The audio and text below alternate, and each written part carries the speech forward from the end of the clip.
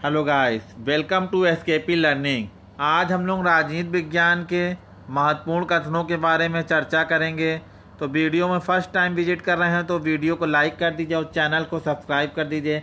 आज हम राज्य से संबंधित महत्वपूर्ण कथनों को इस वीडियो में प्रस्तुत करेंगे, जो आपके सभी प्रतियोगी परीक्षा, चाहे वो टीजीटी हो, चाहे वो पीजीटी हो, चाहे नेट हो, चाहे रीट हो, चाहे यूपीएससी हो या पीसीएस हो या बीईओ हो या टेट हो या सीटेट हो, आरआरबी हो या एनटीपीसी हो, तो सभी प्रतियोगी परीक्षाओं में ये उपयोगी हो गई है वीडियो आपके लिए। तो वीडियो में फर्स्ट टाइम विजिट हो तो वीडियो को लाइक करके चैनल को सब्सक्राइब कर दीजिए। चलिए फ्रेंड्स, शुरू करते हैं राजनीति विज्ञान के महत्वपूर्ण कथन। तो पहला कथन आ रहा है कि राज्य की उत्पत्ति जीवन के हितार्थ होती है और श्रेष्ठ जीवन के हितार्थ ही उसका अस्तित्व बना रहता है। तो यह कथन किसका है? तो आपके राजनीति विज्ञान के जनक, राजनीति विज्ञान के जनक अरस्तु हैं। दूसरा कह रहे हैं कि राज्य एक प्राकृतिक संस्था, यह मानव निर्मित नहीं मानते, यानी यह जो राज्य है यह प्राकृतिक संस्था है, ऐसा कथन अरस्तु का है। नेक्स्ट देखिएगा, राज्य एक निश्चित प्रदेश के अंतर्गत नियम अथवा विधि के द्वारा संगठित लोगों का समाज है। वुड्रो विल्सन कहते हैं कि राज्य एक निश्चित प्रदेश के अंतर्गत नियम और विधि के द्वारा संगठित लोगों का समाज है। नेक्स्ट देखिएगा, किस विद्वान के द्वारा दी गई राज्य के संबंध में परिभाषाएं श्रेष्ठ मानी जाती है? तो गिलक्राइस्ट की जो परिभाषाएं हैं वो श्रेष्ठ, एकदम ग्रेट मानी जाती है। गिलक्राइस्ट और सेकंड क्या होना है? गार्नर। तो गिलक्राइस्ट और गार्नर की जो राज्य से संबंधित परिभाषाएं हैं वो क्या है? श्रेष्ठ मानी गई है। नेक्स्ट देखिएगा, राज्य प्रायः अनेक लोगों का समूह है जिसमें अस्थायी तौर पर किसी प्रदेश के निश्चित भूभाग पर अधिकार किया हुआ है और जो बाह्य नियंत्रण से स्वतंत्र होता है, अथवा लगभग ऐसे हो जिसकी एक संगठित सरकार हो और जिसकी आज्ञा उस प्रदेश के निवासियों के विशाल समूह के लिए स्वभावजन्य हो। तो यह कथन गार्नर का है। इसीलिए गार्नर की परिभाषा और गिलक्राइस्ट की परिभाषा श्रेष्ठ मानी गई है। नेक्स्ट देखिएगा कि राज्य एक भूमिगत समाज है जो शासक और शासितों में बटा हुआ है और अपनी सीमाओं के क्षेत्र में आने वाली अन्य संस्थाओं पर सर्वोच्चता का दावा करता है। इस कथन का संबंध किस विद्वान है? तो लास्की कहते हैं ऐसा। और राज्य के कितने तत्व हैं? तो राज्य के 4 महत्वपूर्ण तत्व हैं। कितने तत्व हैं? 4 महत्वपूर्ण तत्व हैं। नेक्स्ट देखिएगा कि प्राचीन ग्रीस किस प्रकार का राज्य कहलाता था? तो क्या कहलाता था? तो नगर राज्य कहलाता था। ये नगर राज्य कहलाता था। ये नगर राज्य कहलाता था ग्रीस। नेक्स्ट देखिएगा, नगर राज्य किसके विचार का अंग था? तो ग्रीकों का। किसका था? ग्रीकों का था। दार्शनिक राजा का विचार किसने दिया? तो प्लेटो ने दिया। किसने दिया? प्लेटो ने दिया। प्लेटो ने दार्शनिक राजा का विचार दिया। नेक्स्ट देखिएगा, प्लेटो के अनुसार राज्य की जनसंख्या होनी चाहिए। तो ये मानते हैं 5040।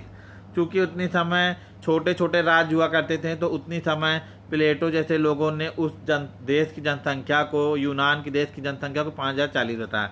रूसो उनकी जनसंख्या को 10,000 बताता है कि राज्य की जनसंख्या 10,000 होनी चाहिए। नेक्स्ट देखिएगा, जनसंख्या ना तो बहुत अधिक होनी चाहिए और ना बहुत ही कम होना चाहिए। यह आत्मनिर्भरता के लिए काफ़ी बड़ी होनी चाहिए और साथ ही इतनी अधिक भी ना हो कि इसका शासन ठीक प्रकार से ना चल सके। तो यह कथन है अरस्तु का। यानी अरस्तु ऐसे विद्वान हैं जिन्होंने कहा है कि राज्य की जनसंख्या इतनी ज़्यादा ना हो कि वहाँ शासन करने में दिक्कत हो और इतनी कम भी ना हो कि शासन चलाने में भी दिक्कत हो। क्योंकि एक मिनिमम मानक होना चाहिए राज्य का, तो उस मिनिमम मापन में ही राज्य सुचारू रूप से चल सके। नेक्स्ट देखिएगा, क्या तिब्बत एक राज्य है? नहीं, तिब्बत एक राज्य नहीं है। मैं ही राज्य हूँ। किसने कहा? तो लुई 14 ने कहा कि मैं ही राज्य हूँ। यानी वह अपने को श्रेष्ठ घोषित करने के लिए बता दिया कि जो वह बताएगा वही राज्य का नियम हो जाएगा। तो लुई 14वें ने कहा मैं ही राज हूँ। बहुत इम्पोर्टेंट है कि मैं ही राज्य हूँ।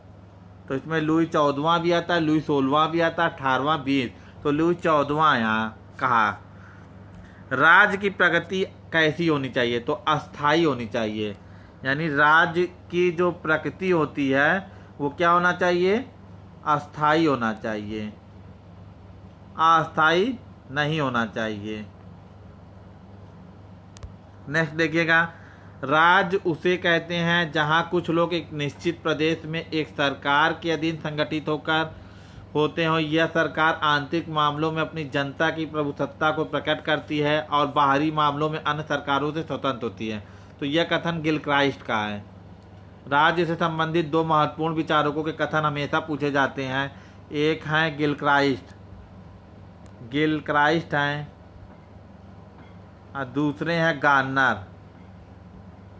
गिलक्राइस्ट और गार्नर की राज्य से संबंधित महत्वपूर्ण कथन आते हैं परीक्षाओं में। राज्य का आध्यात्मिक तत्व क्या है, तो प्रभुसत्ता या राजसत्ता। प्रभुसत्ता या राजसत्ता यानी सर्वोच्च सत्ता। राज्य की परिभाषा में भूमि या प्रदेश का जिक्र करने वाले लेखक हैं। यानी पहले लेखक की बात कर ली जाए, तो क्लूबर हैं। राज्य की परिभाषा में भूमि या प्रदेश का जिक्र करते हैं। यानी एक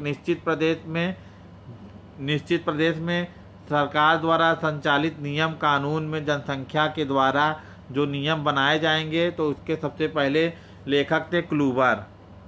19वीं सदी के पहले किसी भी लेखक ने राज्य की परिभाषा में भूमि या प्रदेश का जिक्र नहीं किया। और क्लूबर पहला लेखक था जिसने 1817 में राज्य के लिए निश्चित भूमि का होना आवश्यक माना। यह कथन किसका है, तो जेलिनेक का है। जेलिनेक ने भी कहा कि राज्य के लिए भूमि आवश्यक है, भूमि को आवश्यक माना गया, यानी लैंड इन इम्पोर्टेंट। नेक्स्ट देखिएगा कि राज्य एक कल्याणकारी माध्यम है। यह कथन किसका है, तो एडम स्मिथ का है।